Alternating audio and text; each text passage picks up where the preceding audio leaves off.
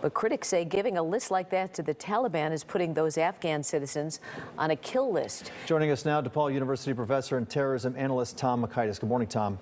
Good morning. ISIS-K claimed responsibility for the attack, this affiliate of ISIS in Afghanistan. Do you think it's possible that ISIS-K colluded with the Taliban to plan the attack? I think it's extremely unlikely because, first of all, ideologically, the two do not get along at all. And second of all, this attack is not in the interest of the Taliban. They're trying to form a government. They're trying to show that they're in charge.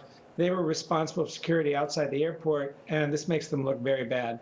So I find that highly unlikely, unless, again, the Taliban is very divided and there's some rogue element was involved in that. That, of course, is possible.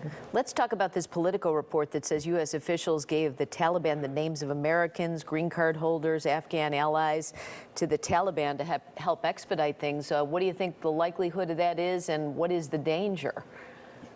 I'd need to see the report. I'm a bit skeptical about it. I don't know that it's completely impossible. And many of these individuals who worked with the United States were in pretty high-profile positions. How do you be an interpreter without everybody knowing you're working with the U.S. because you have to be between the U.S. and the Afghan soldiers? So the truth is we have a marriage of convenience and a very short-term one with the Taliban because it's in both our interests to expedite this evacuation.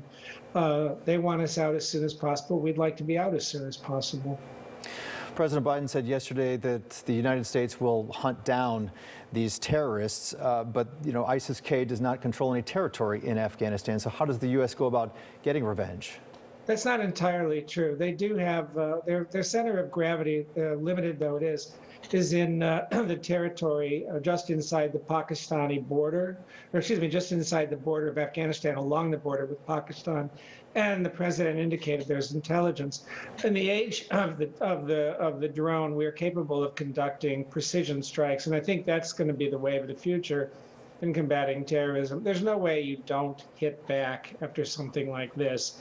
But he made abundantly clear we will hit back at the time and place of our choosing and do it with precision weapons, probably not with boots on the ground. So how long do you think this evacuation is going to go on, all the way to the 31st? What do you see happening today? We know some flights have resumed.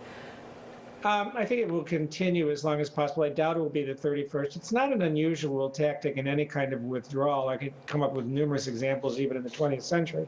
You announce a withdrawal date and then leave ahead of it so that, the withdrawal can, you hope, be more orderly and so on. I think that there's going to be pressure to wrap this up as quickly as possible. I don't see how a lot of the Afghans that we would like to evacuate can even get to the airport. So I think, we'll go for maybe a day or two more, maybe wrap it up earlier, or perhaps just to make the statement that we won't be intimidated, we will stay to the 31st. I think it's unclear at this point. All right, Tom Makaitis, thanks for joining us. Thanks, Tom. Happy to do it. Let's get a check of the weather, Paul. Yeah, good morning. We're in